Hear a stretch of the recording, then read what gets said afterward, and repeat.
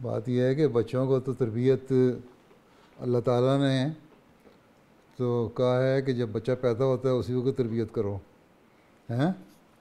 اسی لیے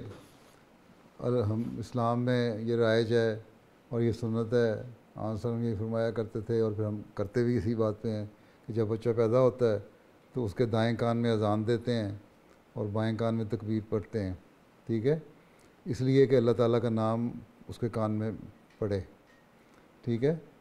اور توحید پہ وہ قائم ہو۔ تو بچپن سے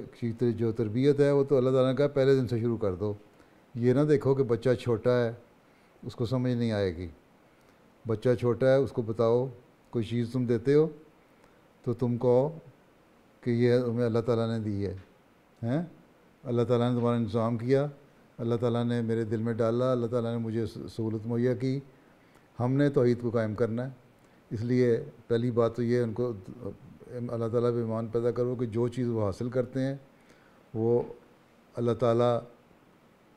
ان کو کے لیے ان کا انتظام کرتا ہے، ٹھیک ہے؟ اس طرح اللہ تعالیٰ میں آہستہ آہستہ یقین بڑھنا شروع ہوگا۔ پھر بتاؤ کہ جب اللہ تعالیٰ ہمیں چیزیں دیتا ہے تو ہم نے اللہ تعالیٰ کا شکر بھی ادا کرنا ہے۔ پھر اسی لیے کہو کہ تم ابھی چھوٹے ہو، تمہیں پتہ نہیں، تم خود دعا کیا کرو اللہ میاں سے کہ اللہ تعالیٰ ہمیں اسی طرح انعامات دیتا رہے، ہمیں فضل کرتا رہے ہمارے پہ، اور ہم بڑے ہو گئے ہیں اس لیے ہمیں کچھ تھوڑا سا پتہ لگ گیا ہے، اس لیے ہم اللہ تعالیٰ کے حضور جھکتے ہیں، نماز پڑھتے ہیں۔ جب تم بڑے ہو گئے تم بھی نماز پڑھنے شروع کر دو گے۔ پھر جب بچہ 7 سال کا ہوتا ہے تو یہی آنسر نے فرمایا کہ اس کو بتاؤ کہ تم نے نماز پڑھنی ہے، نماز فرض ہے، اور ایسا ایسا اس کو 2 یا 3 یا 4 جتنی نمازیں بچہ پڑھ سکتا ہے نا پڑھتا رہے، اور جب 10 سال کا ہو جائے میچور دماغ ہو جاتا ہے اس وقت، پھر اس کو نماز پڑھنے کی طرف عادت ڈال دو۔ تو یہ شروع کی جو تربیت ہے وہی ہے جو بچے کو آخر تک کام دیتی ہے۔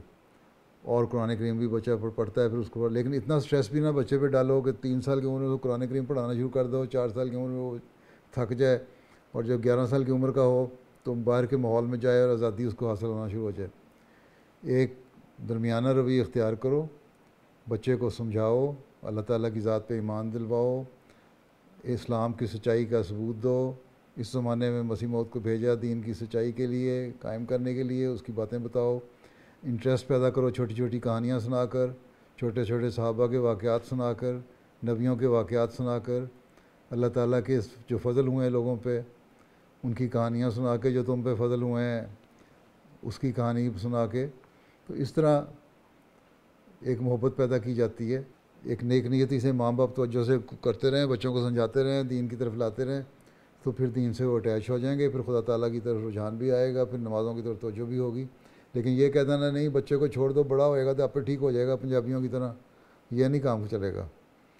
اللہ تعالیٰ نے تو ہمیں سبق دیا کہ پہلے دن سے تربیت کرو، اس لیے بڑا ہو کے ٹھیک ہو جائے گا قوالی کا بات کوئی نہیں ہے۔ بچے کی تربیت ساتھ ساتھ کرو اس کی عمر کے لحاظ سے، اور اپنے نمونے دکھاؤ، ٹھیک ہے۔